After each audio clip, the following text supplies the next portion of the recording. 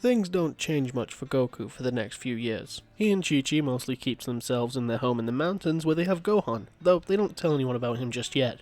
Krillin is traveling the world to train, as Baba suggested, learning as much as he could from the places he visited. That doesn't mean Roshi is alone on the island, however. Yamcha had decided to train a little more with him since he didn't really feel right leaving the old man alone, so as a result, Yamcha is a little stronger here than he was in the original. Piccolo still hadn't managed to figure out this whole power of darkness thing. He'd tracked down Krillin once or twice, but he refused to tell him anything. See, Krillin can be pretty cocky if he knows he's as strong as you are. I know you picked this up while you were training with Roshi's sister. If you won't talk, I'm sure I could make her. Piccolo would try to threaten, but it didn't seem to work. You couldn't make her talk. Put one hand on Baba, and you'd have to deal with all of her warriors. Those four aren't anything special. Even when I trained with her, Spike wasn't allowed to use his Devil Might Beam. If you threatened her, he'd have no reason to hold back. Piccolo clenched his fist. Krillin was right, of course, but he didn't like hearing it. One day, Krillin would get a call from Bulma, inviting him to Kame House. Apparently, Goku had something he wanted to talk to them about. Krillin had agreed to investigate a supposed alien spaceship, but he put it off for now. He could do that after he visited them. He'd be surprised as Bulma, Roshi, and Yamcha when Goku showed up with Gohan in tow. Rabbids would still confront Piccolo like in the original, but he finds him relatively uninteresting. There were two people of comparable strength not far away anyways. One of them had to be Kakarot, so he'd decide to track them down. Introducing himself as Goku's brother, he still tries to attack Krillin like in the original, but it doesn't work. He's not stronger than Rabbids, but a slap from his tail isn't enough to send him flying like in the main timeline. So, instead, the fight breaks out above the ocean near Kame House, with Goku and Krillin taking on Rabbids. Goku tells Bulma, Yamcha, and Roshi to look after Gohan so he can focus. Piccolo would watch from the sidelines, though he hadn't decided to interfere yet. With a bit of luck, these three would take each other out. But would he really be satisfied with that? He'd prefer to beat both of them himself if he could, and if Rabbids did win, he'd be a problem. Eventually, he would decide to help, rushing in and hitting Rabbids across the face, shocking Goku and Krillin. Alright, you two, I'll help you with this, but don't get the wrong idea. I still want to beat you both bloody. Rabbids recovered quickly as Krillin tried to follow upon the opportunity provided by Piccolo. He tried to kick Rabbids, who caught his leg before punching him in the stomach. He couldn't get careless, however. The three of them were giving him some real issues. You two try to keep him busy. I have an attack that should be able to finish the job. Goku and Krillin would both set to work to distract Rabbids, trying to restrain him despite his attempts to shake them off. He noticed Piccolo charging some sort of attack and quickly caught on to what they were doing, and thought of a way out of it. Just as Piccolo took the shot, Rabbids would throw Krillin off him in the direction of the attack. It didn't kill the monk, but it tore a hole through his shin. He was out of the fight for now. Goku would rush to check on Krillin, giving Rabbids the opportunity to knock Piccolo out of the sky with an elbow. He'd won, but if that attack had hit him, it would have killed him. He had to be more careful. He'd head to Kame House, blasting a hole through the wall. He was here for Gohan. These three may as well not exist. Yamcha wasn't about to just hand the kid over, however, and he'd attempt to fend the Saiyan off, but he wasn't nearly powerful enough. Rabbids lifted the bandit by his throat, before tossing him to the side, smashing Roshi's TV. With no way of breathing properly, Yamcha quickly succumbed to his injuries. The Saiyan's next move would be to take Gohan, just as Piccolo, Goku, and Krillin arrived. Get any plans about following me, Kakarot, and your son will join your friend. Rabbids would take off in the opposite direction. This was not an ideal situation. If Kakarot wouldn't come, he may have to settle for this half-breed brat, so Rabbids was bluffing about harming him. Chances are they'd figure that out soon. Krillin's leg will probably take a few hours to heal, and I could use a breather myself. Piccolo immediately seemed to take charge, much to Goku's annoyance. It's wasteful to kill your hostage. He isn't going to hurt your son, not without a reason. Goku didn't like it, but it's not like he had any other ideas. He knows about my technique now, so we'll need all three of us if we're going to stand a chance at beating him. By the time they were ready to confront Rabbids, the sun was already going down. They'd keep their energy low so we wouldn't be able to track them on that device he had. Hopefully they could take him off guard in the cover of darkness. Krillin would approach first, in the form of a bat, changing back to his human form and attacking Rabbids from above, signaling both Goku and Piccolo to attack. Rabbids was initially overwhelmed by the three of them. Though, once he had a moment to think, he'd try to focus on Piccolo, keeping him busy first and foremost, so he couldn't use that attack he had before. That was easier said than done, however. The three of them combined were roughly as strong as he was, and that short one seemed to be getting stronger. As the moon rose, so did Krillin's strength. He wasn't stronger than Rabbids, but he was strong enough that if Rabbids wasn't careful, he'd lose. Frustratingly, it wasn't a full moon, so he couldn't just transform into a great ape and crush them. At this point, he was considering cutting his losses and leaving, but then he'd have to explain to Nappa and Vegeta that he'd been chased off by a ragtag group of lowlives on this nowhere planet. Maybe he could just lie and say Kakarot wasn't there. No, his scouts had been on this entire time, they'd probably have been listening in, so he was kinda stuck. He'd call a halt to proceedings when he pulled out the remote to his space pod. I wouldn't take another step if I were you. My ship's flight path is pre-programmed. I can send your son blasting off into deep space with the press of a button. Goku and Krillin both stopped, and reluctantly so did Piccolo. Off to rendezvous with my crew. That strands me on Earth, of course, and you three will likely end up killing me, but you'll never see your son again, Kakarot. Alternatively, I can let him go, and in return you let me leave. You aren't worth the trouble. That sound fair? None of them trusted him, but they didn't really have a choice but to go along with it.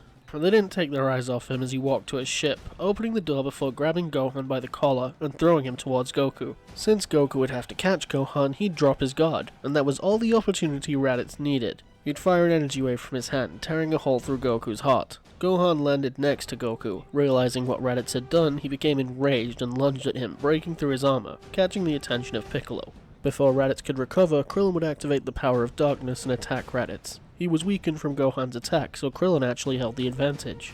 He knocked the wind out of the Saiyan with a blow to the stomach before spinning him midair and kicking him to the ground. Raditz slammed into the ground, and Krillin flew after him, breaking one of the Saiyan's legs with a knee strike. Raditz attempted to stand back up, only to fall to the ground again. He would look up and see Piccolo with a blast aimed at his head. You worms may have beaten me, but without my brother, there's no way you'll survive the next attack. The other two Saiyans are even stronger than I am. When they get here in a year, you'll all be done for. Please, even if we needed him, Goku will be back by then. We'll just use the Dragon Balls to wish him back to life. The feed went dead as Piccolo finished off Raditz, but Nappa and Vegeta had already heard about the Dragon Balls, so they'd be on their way. Honestly, Vegeta hadn't really cared about avenging Raditz, but these Dragon Balls were worth a look. Back on Earth, Piccolo would try to take Gohan to train, but this time Krillin is here to stop him. You saw what he did. We might need that if we're gonna stand a chance against these Saiyans. And that gives you the right to kidnap him? Before Krillin and Piccolo could pick a fight with each other, Roshi and Bulma would show up. Neither one was really in the shape for a fight right now, so Piccolo would leave, with Krillin agreeing to take Gohan home and explain what happened. Krillin would stay a few days in case Piccolo tried anything, and eventually he did, showing up demanding Chi-Chi let Gohan train with him. He hadn't killed Goku, so he had that going for him at least. No, I'm not letting Gohan fight them! You're supposed to be a warrior, you handle it! Chi-Chi would snap at him, really getting under Piccolo's skin. As much as it pains me to say it, if it's just me, I'll probably lose. I need him. Well, that sounds like your own shortcomings. Listen, Chi-Chi, I don't like this either, but we might need Gohan. Krillin decided to speak up. She trusted him a little more than Piccolo. Eventually, she'd relent. He could train with them, but Piccolo wasn't taking him. And Gohan wasn't allowed to be alone with Piccolo. Krillin had to be supervising them at all times. She didn't trust Piccolo not to push him too far. Tien, Chaozu, and Yajirobe would go to train at the lookout, while Goku agreed to head to King Kai's place. Before he left, though, he'd ask about Yamcha. He'd been killed as well. Yamcha. Oh, him, with the scars. Well, I wasn't sure where to send him. He used to be a bandit, and while he's not like that anymore, he hasn't exactly made up for it. He's in limbo while we make a decision. Can't he come and train with King Kai? I suppose that means you're going to wish him back with the Dragon Balls after this. Very well, since he's not staying, he can go. So Yama would allow Yamcha and Goku to both go train with King Kai, providing they made it across Snake Way. Piccolo and Krillin's styles of training clashed to say the least, and Piccolo wasn't exactly happy when Krillin swooped in to save Gohan from falling off a cliff. He could have flown, you're coddling him. Or he could have fallen and gotten injured, you're being too hard on him. Oh, I'm sorry, I'm sure the Saiyans will take it easy on him. If you treat him like this, he's only going to end up hating fighting in the long run. Piccolo wasn't really too concerned about Gohan's feelings, but he wouldn't argue with Krillin. He wanted to remain on his side for the time being. He can take a break for now, but I want you to show me this power of darkness thing. You might not trust me, but we'll need it if we're going to stand a chance against those Saiyans. Somewhat reluctantly, Krillin would agree to this. Sure, this was pretty much the only thing he had that made him stronger than Piccolo, but he couldn't be selfish right now. Krillin would agree to teach him, and once Gohan had gone home for the night, they'd meet up. You can absorb energy from the darkness anytime, but it's more effective on a full moon. Of course, the moon wasn't full, but he figured Piccolo may want to know. You just need to stand in the moonlight and be completely open. Relax yourself completely and let the energy flow into you. Relaxing and being open wasn't exactly Piccolo's strong suit, so it took him a while to figure out, but eventually, with some instruction from Krillin, he'd manage. One night, he'd understand what Krillin meant about the full moon, though he wouldn't have time to deal with it, as they had to wrangle Great Ape Gohan. But he was a little more hesitant to destroy the moon, since he can also use it. Thankfully, Krillin remembered what Yamcha had said all those years ago when Goku fought Jackie Chun at the tournament. They didn't need to destroy the moon, they could just cut off his tail. Krillin and Piccolo would both call upon the power of darkness. They were even stronger under this moonlight, strong enough to avoid being crushed by Gohan. Piccolo would keep his distance to distract him, and Krillin would unveil his new Destructo Disc technique to slice off Gohan's tail. It's basically the same attack as in the original, just a different color. Gohan, Piccolo, and Krillin would train together most days, but unlike in the original, he still spends a lot of time at home with Chi-Chi focusing on his education. He still doesn't really like fighting, but he doesn't hate it either. He's more or less neutral on it. He recognizes it as necessary, and it's good exercise, but he'd rather not fight to hurt anyone. The trade-off is, without his life being in danger, they didn't often see Gohan's hidden potential, but they'd still get glimpses every now and then.